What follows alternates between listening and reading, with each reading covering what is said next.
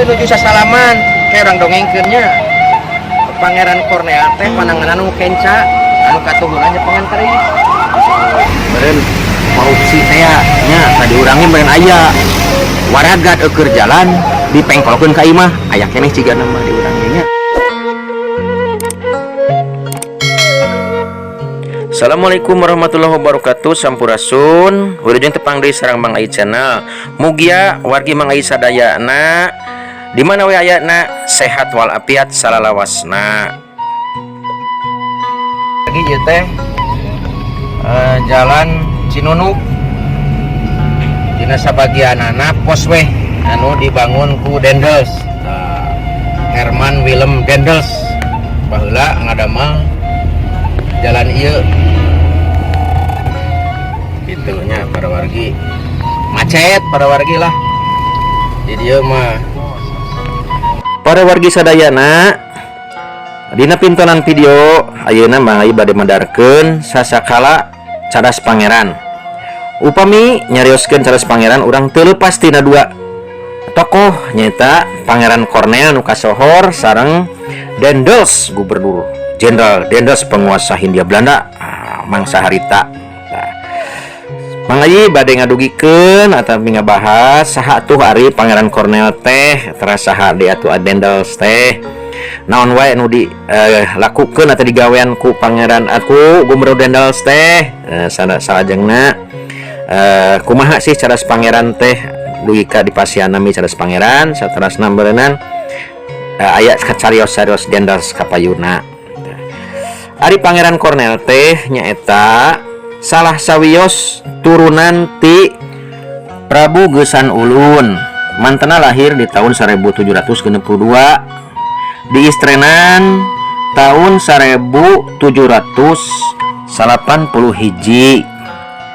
Anjeunna diistrenan janten Bupati Sumedang sabadana Raden Patrakusuma atanapi dalam perakan muncang kena kupitnah. Anjeunna minangka minantuna keneh oge minantu Raden Patrakusuma teh gitu tah. Salajengna anjeunna ngajabat di tahun 1780 hiji dugi ka 1828 dugi ka dina waktu sarita anjeunna tilar dunya. Salajengna saha atuh Dendels teh? Aya Dendels teh nyata hiji tokoh politik di negeri Belanda anjeunna kenging penugasan ti penguasa Prancis di Belanda waktu harita. Nah, sumkuring teu ngobrolkeun Mang Yana jeung Oray Koneng tapi cadas pangeran jeung historina jeung sejarahna nya Mang Yana. Mangsa harita negeri Belanda oge sami keur aya dina pangawasaan batur nyata ku diserang ku Prancis tahun 1785. Atuh pada akhirna eta Dendels teh diangkat janten gubernur jenderal di Hindia Belanda teh ku Prancis sabab menurut aturan numutkeun kana aturan upami hiji nagara diserang serah bongkokan teh kedah diserahkeun negeri-negeri anu aya dina digamna kakawasaanana. Atuh waktu harita ari panguasa Belanda kalahkah lumpatna teh ka Inggris. Nah, jadi daerah-daerah Hindia Belanda waktu sarita nu aya di Nusantara teh dikawasa ku Inggris. Dendels ditugaskeun ku penguasa Prancis di Belanda teh kanggo ngajaga di antarana Pulau Jawa nepikeun ka direbut ku kerajaan Inggris mangsa harita. Ayeuna simkuring tos dugi di leresan cadas pangeran. Cirina aya ieu tah aya patung Dendels. Ieu teh Herman Willem Dendels. Sareng Pangeran Kornel atanapi Kusuma Dinata kasalapan. Nah, itu Pangeran Kornel jeung Dendels. Gubernur Jenderal anu ngadamel jalan ieu. Tah ieu nu asli ieu. Ieu nu asli jalan Dendels teh. Disebut Posweh. Ieu mah bangunan baru. Tah ieu mah baru, ieu mah cadas pangeran anu ieu mah baru ieu mah. Engal ini apa lagi?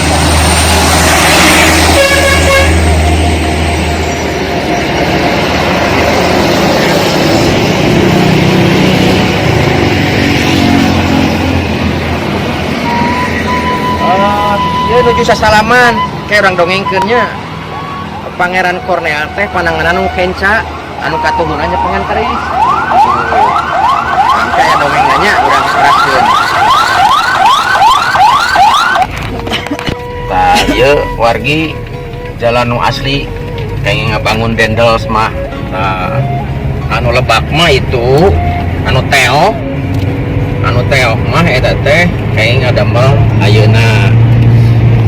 Dendels diangkat di janten Gubernur Hindia Belanda tahun 1808. Memang telami Dendels ngawasa di Indonesia teh antawis tahun 1808 dugi ka 1811. Mung 3 tahun anjeunna ngajabat janten Gubernur Jenderal di Hindia Belanda. Memang minangka pondok umur anjeunna ngajabat di janten Gubernur Hindia Belanda di Indonesia teh. Salajengna deui naon wae anu tos dikokolakeun ku Dendels. Di antawisna nyata anjeunna samangsa anjeunna tos dugi ka Indonesia atanapi di Jawa anjeunna teh di ngadarat di wilayah Anyer basisir Anyer Banten. Anjeunna ngadamel pangkalan angkatan lautna di Anyer teras deui oge di ujung kulon. Salajengna anjeunna oge ngadamer sababaraha infrastruktur di antawisna ngadamel benteng-benteng pertahanan.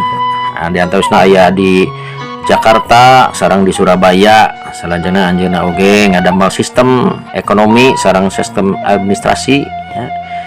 Anu ku Mang Ayu dicarioskeun di antawisna anjeunna ngadamel jalan raya Anyer Panarukan atanapi nu kasohor ku The Grove Post Way itunya. Eta panjangna nu kacarioskeun 1000 km. Tapi cenah teu jejeg sakitu teh lantaran ti sabaraha tempat mah tos aya jalan anu samemehna, tapi meureun lamun bahasa ayeuna mah peningkatan jalan meureunnya tah kitu. Waktu sarita anjeunna ngadarat di basisir Anyer teh ka Batavia teh nganggo jalan darat. Salajengna anjeunna oge ka Bogor atanapi waktu sarita kasohor ku jenengan Butun Zoh. Salajengna tidinya tos teu aya jalan di pami bade ka Bandung teh aya oge jalan alit teu tiasa dilangkungan ku kendaraan-kendaraan waktu sarita. Sehingga anjeunna nya ngadamel panitia lah lamun ceuk ayeuna mah di sababaraha tempat. Angkal bencoy buahna teh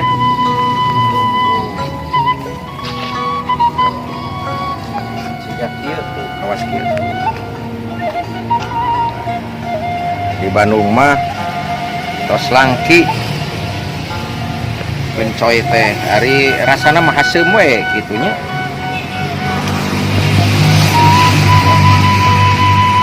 Hebat nya.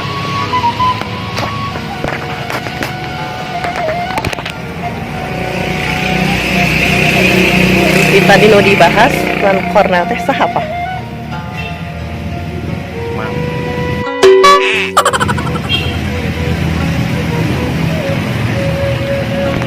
Dupita dianu dibahas, Mang. Kornel di Cadas Pangeran teh saha cobi? Nah, Pangeran Kornel. Ya. Oh, kan ieu. Hari Pangeran Kornel teh eta teh Bupati Sumedang. Nah, ari jenengan nama Kusuma Dinata Kasalapan eta teh Pangeran Kornel teh. Nah, eta teh aya tugu tadi geningnya. Nah, tugu tadi teh pendakna ngabadikeun momen pendakna Pangeran Kornel sareng Herman Willem Hendel, Gubernur Jenderal Walanda anu harita dibere kekawasaan ku Prancis da pada harita penguasa Belanda nate Louis Napoleon namina teh. Jadi Belanda oge eta Walanda oge sami kantos dijajah ku Prancis gitu. Sanes urang hungkul. Jadi Dendels mah ditugaskeun teh ku Prancis gitu. Nah, pada waktu harita antara tahun Dendels mah ngan 3 tahun di Indonesia teh. Dendels mah tapi nyieun pagawean-pagawean anu kacidaro hakana. Ditugaskeun teh kanggo ngajaga ieu Hindia Belanda ulah nepi ka diserang ku Inggris. Tugasna teh ngadamel akses jalan, nyata jalan posway teh ya ti basisir Anyer Banten nya nepi ke Panarukan Banyuwangi Jawa Timur. Salajengna deui ngadamel benteng-benteng pertahanan. Teras deui ngadamel pabrik-pabrik senjata. Eta tugas di antara tugas Dendels teh nya. Nah harita tepangna sareng Bupati Pangeran Cornel. Pangeran Cornel teh ngerasa kaganggu, kasinggung Pangeran Cornel teh. Lantaran rahayatna nepi ka 5.000 korban teh nya, 5.000 langkung. Urang Sumedang anu jadi korban Rodi nugar cadas pangeran teh. Malum zaman harita tuh da can aya beko meureunya, can aya doser, can aya alat berat gitu waktu harita mah. Nah, jadi ditugar ku rakyat Sumedang pada waktu harita gitu. Tah kulantaran aya eta tapi meureun oge ka sang tukang Dendel katohyan ku Pangeran Cornel. Antara ieu Gubernur Dendel ngawit 1808 nepikeun ka 1811 3 tahun. Encan beak masa gawena geus ditarik deui, dipanggil dugi ka digentos ku John Willem Johnson namina teh. Digentos deui gubernur jenderal di Hindia Belanda teh nya di urang teh. Isuna Dendel teh cenah kejem, cenah Dendel teh korupsi.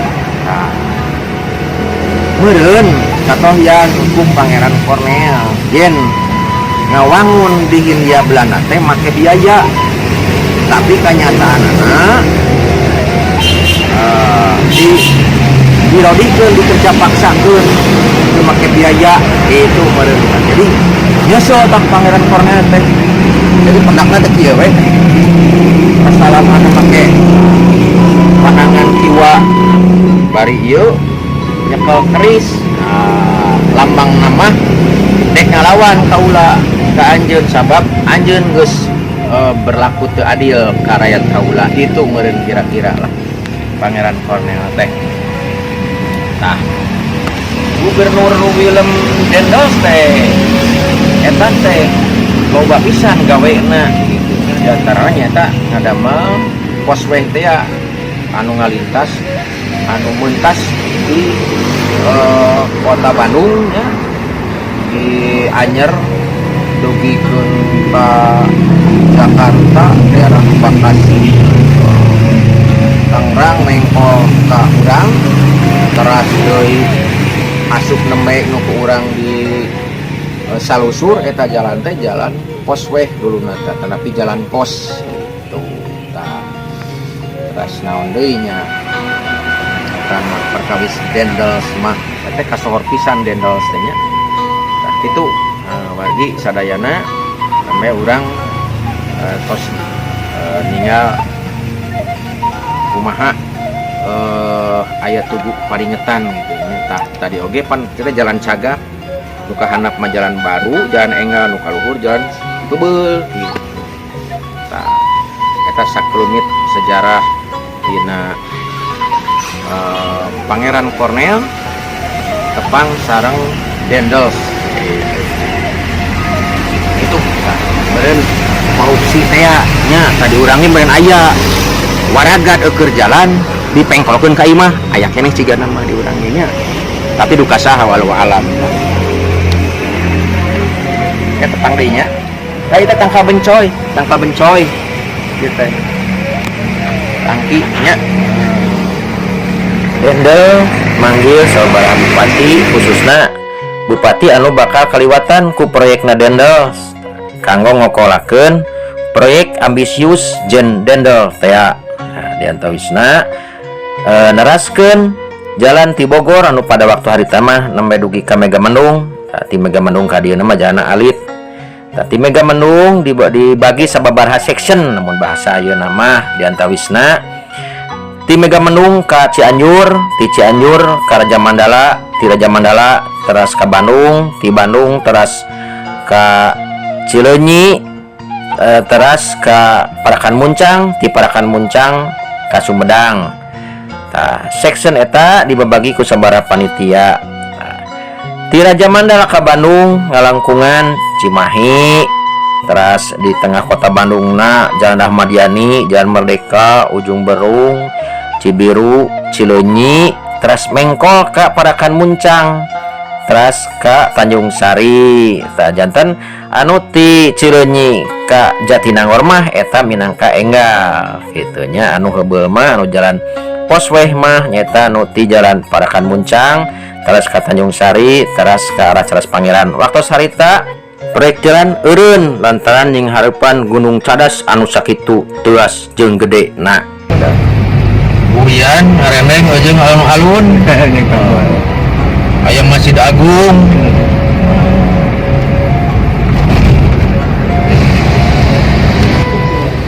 urang anggaleuh tahu heula mangsa harita loba pisan tah atuh korbanna lantaran pagawean anu sakitu beratna ngingetkeun alat-alat anu dianggo ku rahayat waktu harita kacida basajana anu pada akhirnya loba korban anu gering mah anu maraot mah ditandaanku di luhur aya sababaraha makam anu cek beja mah eta teh makam Rahayat Sumedang dina mangsa ngawangun jalan Cadas Pangeran.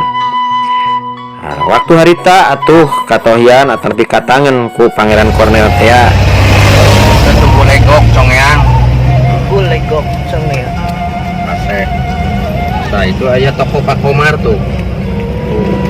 Pak Komar tuh. Ada Pak Komar. Anu pada akhirnya Pangeran Kornel teh protes amek kaliwat saking lantaran rahayatna leuwih ti 5.000 anu tilar dunya lantaran ngagawean eta cadas teh. Akhirna pendak sarang Dendel nyusul ka Dendel.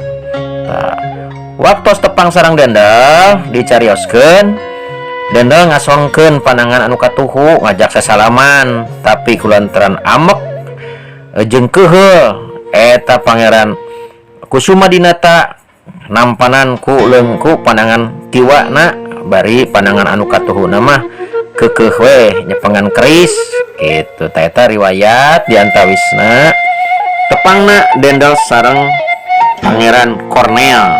Nah gitu. Naon disebut Pangeran Kornel teh?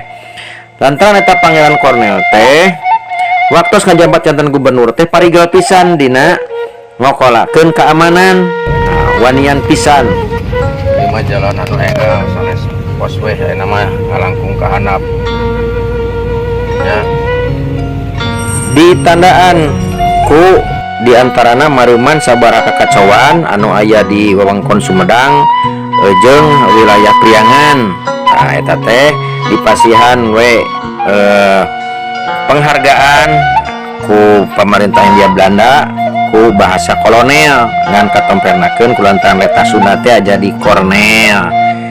gitu tah.